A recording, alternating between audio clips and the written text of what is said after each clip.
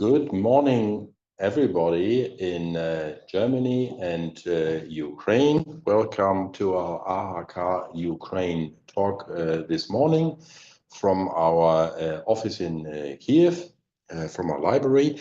I am joined today by Anna Mikulytska, who is the Managing Director of SAP.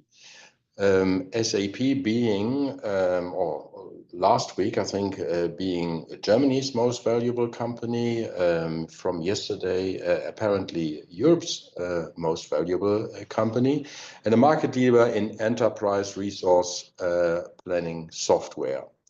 We have 30 minutes this morning. We have decided on covering 3 topics. SAP in Ukraine, development and outlook, the IT sector in Ukraine, the recipe for success, and number 3, last but not least, planning for the post-war era. You are welcome to post questions while we are speaking here in Kyiv, and we will try to answer them while we go along. Anna, welcome to the show. Dankeschön. Guten Morgen, dobry ranok, and good morning.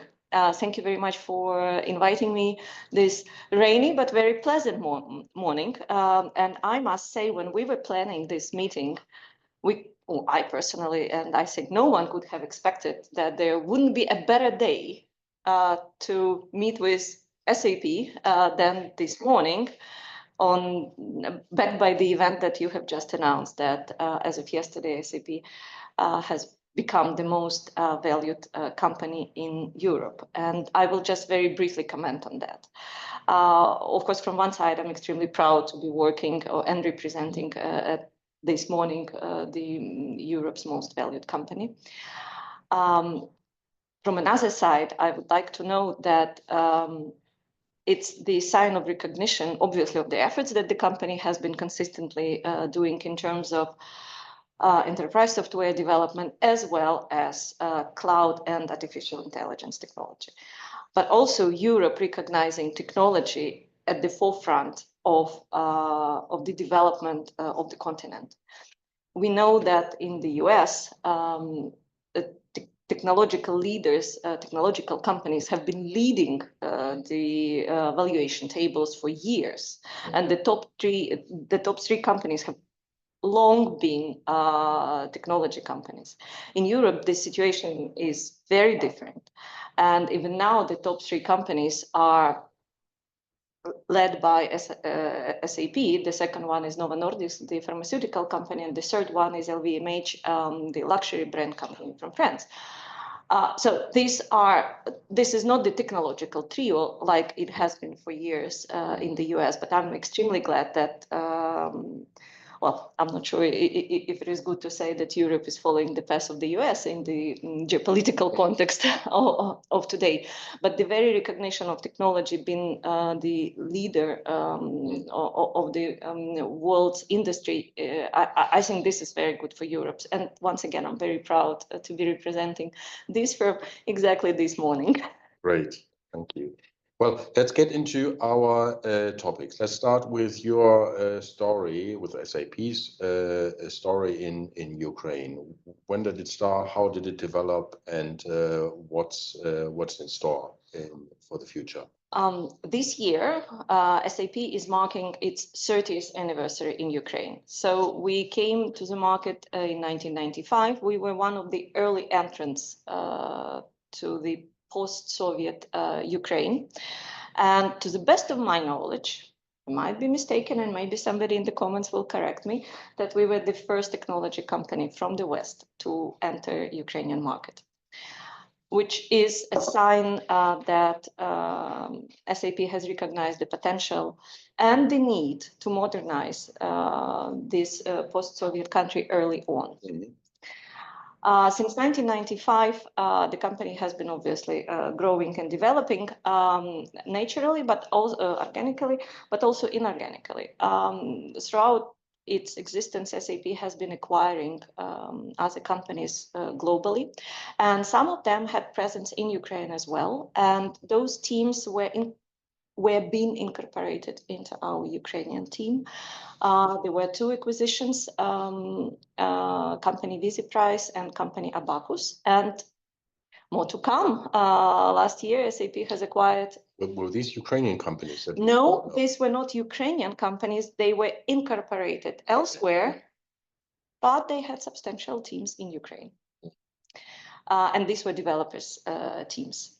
And now I'm very proud that we are the only big tech in Ukraine which has its development center in Ukraine. And part of our team, Ukrainian developers, are contributing to the global product of SAP. And there, maybe somewhere at a small fraction, it is said made in Ukraine on the global landscape of SAP product. So last year, SAP has acquired an Israeli company, WalkMe, and at some future date, we're going to be embedding their Ukrainian team into our existing team as well. So this is how we are growing inorganically, but as I said, organically as well. Now we are a team of 65 people. We used to be larger before the war. With the war, a number of our colleagues have relocated abroad and have localized there and continue working for SAP, but from elsewhere. We'll see how the situation will be developing after the war. We will be very warmly welcoming our colleagues back if they decide. Are they still working for you from Germany or Poland or other locations? Partially, yes, but partially they are also covering other markets. But as I said, we will be looking forward to see them back and contribute into Ukraine as much as possible. So within our Ukrainian team, as I already mentioned, we have developers team who contribute into developing the global product of SAP. We have sales team, marketing colleagues. We have some global functions. And we also have a team which does the localization of the global SAP product for Ukrainian market. And I'm proudly saying that we are the only international enterprise software vendor in Ukraine who does this localization by ourselves.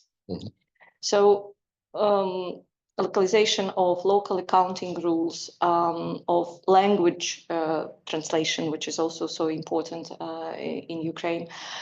This is done by ourselves, by our small team of analysts, and then transferred to the bigger teams of developers elsewhere.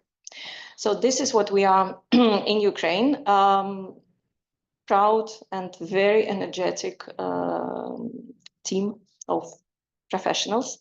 And just heads up, shortly we will be launching a number of resources, online resources as well, dedicated to our 30th anniversary, with lots of information about what we've done, but most importantly, what we are planning to do. So stay tuned. Follow me personally on LinkedIn. Try to be active there, and all the updates will be there. How's business at the moment developing? I would say active and very active, between active and very active. The war has triggered the need for modernization in terms of the efficiency of operations of the companies on one side. On another side, it has triggered the need for resilience on cyber side, on the physical security side. And you cannot achieve the operational efficiency, and especially in the conditions of the lack of resources, and I mean physically hands, on one side. And on another side, the resilience and safety and security without proper technological instruments at the background. So the interest to our products have been quite substantial, despite all the challenges that the companies are going through, despite the need to provide for basic security and basic operations, like the need for diesel generators, the need for security of the employees, for the shelters. At the same time, and I'm very proud of Ukrainian businesses, extremely proud, that providing for the basic continuity of the operations, they are also looking at how they're going to be sustaining in the near to mid and to some extent to long-term future. And they are planning their expansions. They're planning expansions within the country, expansions beyond Ukrainian borders, and looking at software solutions as the platforms to allow them such expansions. So from business perspective, I must say we're very busy, and I'm very happy about that, because this will actually serve one of the three purposes that we have in Ukraine. And one of them is to increase the level of the efficiency of Ukrainian companies, leading to this second purpose. And probably I'm jumping through the questions, I'm sorry about that. Closely connected with the second purpose is de-Russification of Ukrainian market in general, but Ukrainian software market in particular. Ukrainian enterprise software market is dominated by a Russian system called 1C or 1S, and which by different assessments takes about 80% of Ukrainian corporate market for accounting software. It's non-scalable, it's cyber insecure, it's reputationally inappropriate to use. And more companies are looking at the alternatives, and SAP is one of them. I'm not saying that the only, I'm in favor of competition, in favor of fair competition.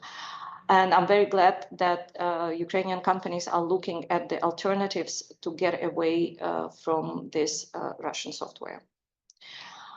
And the third pillar of our purpose is to ensure that our government operates in a transparent manner, in an accountable manner, being able to prove to the partners, to foreign partners, but as well to the own population that they act in an efficient and responsible way. And this, to my mind, the best and easiest way to achieve this is through digitization. I'm very glad that we are here very much on par with the Minister of with the Vice Prime Minister Fedorov, who is also supporting digitization of the country in general, citizen services, as well as government institutions. This is how we will raise, how we as a country will raise the efficiency and trust to our government institutions. Well, Ukraine has come a long way with regard to digitalization and the transparency that comes with it. Let us move to the second topic of the IT sector in Ukraine, the recipes for success. We have titled this topic. Let me ask you. Let me start by asking you. We were talking about acquisitions, SAP acquisitions. What is the potential for acquisitions for SAP in Ukraine? Let me make a step back and tell you about the few words about IT sector of Ukraine in general, and then I will link it to potential acquisitions. Now, there are about 2,000 IT companies in Ukraine, and half of those companies are service companies, meaning that they are delivering services to predominantly foreign companies who are placing orders for certain developments. And about, let me just check the exact number, by the way, it was last week that Ukraine IT Association has published the overview of Ukraine IT sector called Digital Tiger. So full of data. 31% of companies are product companies, which are developing specific products, but half are still service companies. And by the way, service companies are predominantly servicing companies abroad. and this is the source of dollars in euros into the country. And I checked in this report that 42% of Ukrainian IT companies have clients in Germany. 42% of Ukrainian IT companies out of 2,000 Ukrainian IT companies have clients in Germany, and top clients are Bosch, Deutsche Bank, Adidas, Henkel, Bayer, and Siemens. But of course, the list is much longer. So as Ukraine develops its product potential, there will potentially be targets for acquisitions, because SAP is looking at acquiring product companies, not just services which have been provided. Product angle of Ukrainian IT industry is developing, and this ratio has been becoming, well, healthier, so to say. The mix between service and product has been reducing for services and increasing for products, because initially in zeros, in the beginning of this century, the industry itself was starting as predominantly service industry. So the more product companies come, the more potential for considering as a target for acquisition. And here, one more data point from Ukraine. While Ukraine is technologically advanced in terms of penetration of technology, internet penetration, smartphone penetration, it is called ICT Index, Information and Communication Technology Development Index. Ukraine scores 81 out of 100. It's very high index. Ukraine. Where Germany is? That's a good question. Okay. Now I'm also curious. Yeah. We'll check it offline. Yeah. Well, there are obviously a lot of areas where Ukraine is far ahead of Germany. Very proud to hear that, especially as a representative of a German IT company in Ukraine. And the second index that I would like to mention is the technological skills proficiency measured by Coursera Global Skills Report, which is the penetration of computer science, IT, programming through the population. And it scores 76% out of 100%. So these are very high scores. At the same time, Global Startup Ecosystem Index ranks 46th place out of 119. So it's below the middle. So there is a potential in terms of proficiency, in terms of technological infrastructure, but we as a country are not yet that mature in terms of the product development. So are there any potential targets in Ukraine as of now? Not that I'm aware of. Is there a potential in the future? Definitely, yes. It's that the market is not yet that mature. And honestly speaking, if we are talking about enterprise software that we are dealing with, as I already mentioned, it has been dominated by Russian software for too long time. Of course, it gives the opportunity for Ukrainian companies to develop on this landscape, which has been underrepresented by Ukrainian companies, so to say. Let's see, there is definitely a potential. So to continue about Ukrainian IT landscape, this is one of the top industries in the country, and basically in 2024, it's the second industry after agriculture bringing dollars and euros into the country, export generating proceeds. So it's definitely vital and very important industry for the country. Has it been not experiencing troubles during the war? Of course it has. Been service-oriented industry, a number of our large service companies have experienced the drop of orders from their foreign customers because of the risks of non-delivery for key stuff in Ukraine. And this has led to a number, basically to all of our large service companies, to reshuffle their business models and reposition the staff between Ukraine and elsewhere, maybe across the border like Poland, Romania, maybe somewhere further to provide for more sustainability. So new business models are being found. and more sustainability has been demonstrated to the customers. The industry is unfortunately still falling a little bit in 2024 versus 2023. Hopefully it will sustain at that bottom of 2024. Let's see. However, the industry as such beyond Ukraine is also experiencing challenges. And these challenges are coming from artificial intelligence. And this comes both as a challenge and, of course, as an opportunity. And artificial intelligence as a challenge to the industry comes as a potential replacement of developers, because artificial intelligence can code. And it's a question mark to which extent will the engineers, will the programmers be replaced with artificial intelligence? And here, let me make a step back from IT industry in Ukraine and just give a hint of basically to everyone with regards to artificial intelligence, because this is a hype topic, and it would be a disaster if I wouldn't mention AI on this call, because no event can be now held without AI being mentioned. It would be a failed event. I consider AI to be tackled by everyone on personal and professional level. On personal level, everyone should be starting at least to think from wow to how. How to convert this hype topic into practical usage.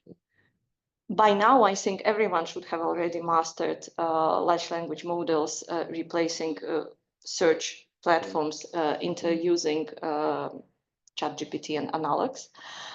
But hopefully moving further also into using AI agents who would be helping to navigate through various systems and collating some reports, for example. So this is definitely a first must-do step. Master at least basic AI tools for you personally. And do not be afraid that at some stage AI will replace people. It is not like that. It will be people who have mastered AI will replace people who have not mastered AI. So that's on the personal level. On professional level, in our day-to-day business work, AI will be penetrating the systems, the processes that are operating within our companies. It's very important which data AI is based on. It's like garbage in, garbage out. If you have garbage data and you put AI on top, you get garbage using AI. So the basic element or the first step of implementing AI in professional life is to ensure that your data is cleaned, that you are working with apples and not apples and oranges, for example. And if you're working with apples and oranges, then you put AI on apples and then you put AI on oranges. Otherwise, there is no point in using AI. You use it, you see it's a garbage, you just scrap it, and you go back to Excel tables. Nothing wrong with Excel. It still rules the world. and for some time it will continue to. But data is the starting point in professional lives. So moving back to Ukrainian IT industry and the global IT industry, AI is being used and will be more and more used by developers for coding. And when now, especially in Ukraine, there is a very hot topic of reskilling and upskilling. People coming from other jobs, from the firms which might have been closed or unfortunately destroyed, or veterans who will be looking for some new opportunities, will be looking at IT as well. And it's important to start with very modern skills in IT, not with old schools of 10 years ago. I will not be doing marketing of SAP instruments of coding. We do have low code and no code, quite basic, but quite advanced and modern instruments. But I'm just suggesting for those who would like to reskill into IT to look for very modern instruments rather than for something you've heard years ago and now you think it's time to get onto those. We have to get to our third topic because we're 26 minutes into our 30-minute program, and this is a fascinating issue. Well, I remember we had a conversation when we were planning this, and this was one of the interesting or very interesting part because it is not because this is very particular to Ukraine now, as we are all hoping for peace in the course of this year or maybe early next year. What is it in this topic? What kind of planning does it take for you for the planning for day one? Recently, I came across an article which was published, in fact, 2 years ago in March 2023 by a well-known Ukrainian publicist, Valery Pekar. It is called To Win the War and to Lose the Peace. And it is very relevant. This article is very relevant now. There he says that if we do not have a plan for the peace before the peace comes, we have a chance to lose this unique opportunity. And everyone personally and professionally should be planning, and institutionally, we as a country, we should be planning our actions for day one, day two, months one, months two, year one, year two. And as the peace talks, as you've mentioned, are now more and more in the air, we still do not have crystal ball and we do not know how and when they will crystallize. But to my mind, this is definitely the time to start planning. And from SAP perspective, we are putting together a plan now for the investments that need to be made for our development in Ukraine, understanding that while I already mentioned there is a high demand for our products, but we understand that it will be even higher with the peace settling in. We need to line up resources for us. We need to line up resources for our partners because we are very much reliant on our partner network in order to ensure that we are able to meet the demand, but also to promote the possibilities of digitization for after war Ukraine at private sector level as well as at government level. We are doing some investments already now. We are investing into people, and we are planning for more investments on day one. And I suggest every company, not to mention institutions, to start planning for that sooner than later. And I also hope that there will be more and more events, conferences in Ukraine where people will be discussing the right steps and gathering together to ensure that there is full alignment between governments and commercials. Now I'm looking at questions here.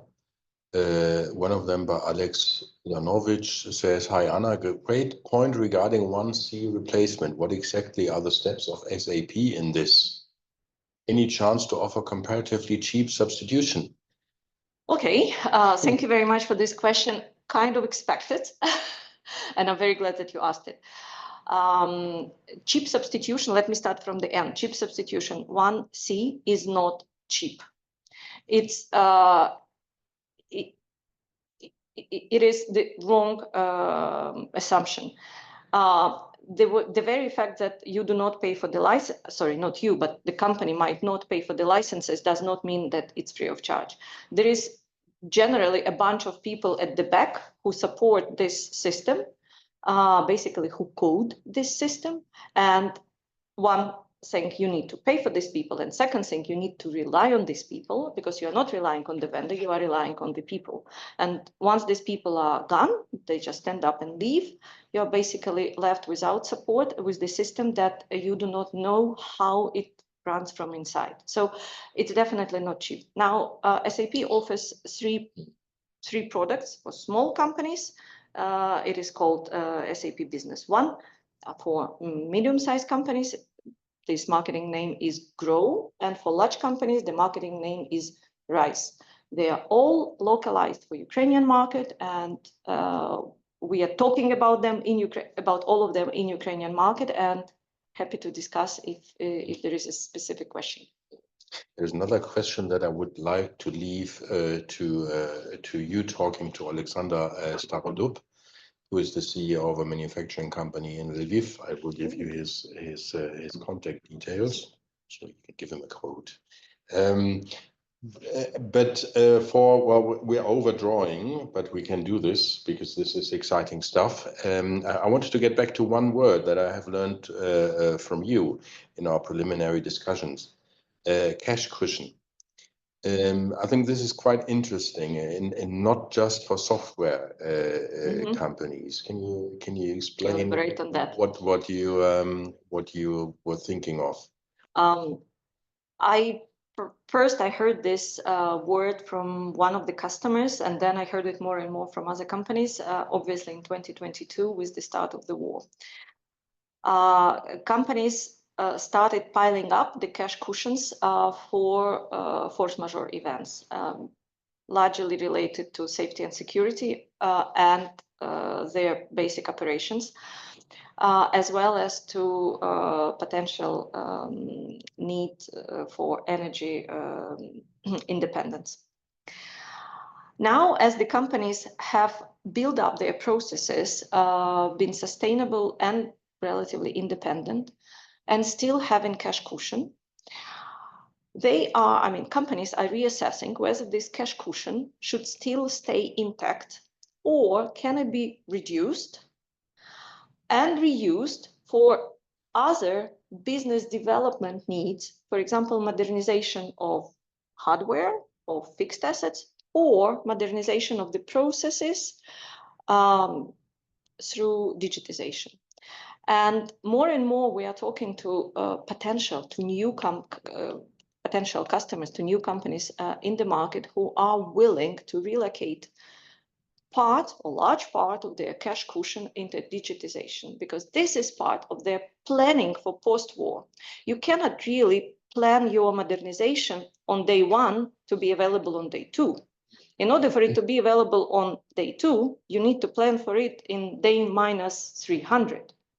And this is what companies are doing now. Okay, it's time to plan. This planning takes time. I start developing a project now, and I'm willing to allocate a part of my cash cushion into digitization. So this is how we are tapping into this term. Well, this is interesting stuff, of course, and it also goes for other sectors. I think there's not a lot of awareness in abroad, in Germany or other countries, about how much money there is going around in Ukraine, how much money there is. Partly also because people cannot take the money out. Yeah. There has been a deferred demand for a number of improvements, let me put it like that, since 2022, because this cash cushion has been needed to be in place for the sustaining basic business. Now, in 2024, and more so in 2025, companies are reassessing that probably it's time to tap that deferred demand. Cool. Well, we have overdrawn by 4 minutes, which we rarely do, but this was an interesting talk. I hope you liked it at your computers in Germany and in Ukraine. Before you leave us, you will see a survey popping up after we close this. It would be nice if you could answer those few questions that we're asking you. It helps us to get better. Thank you very much for a great talk. Thank you, vielen Dank, and schönen Tag. Гарного дня.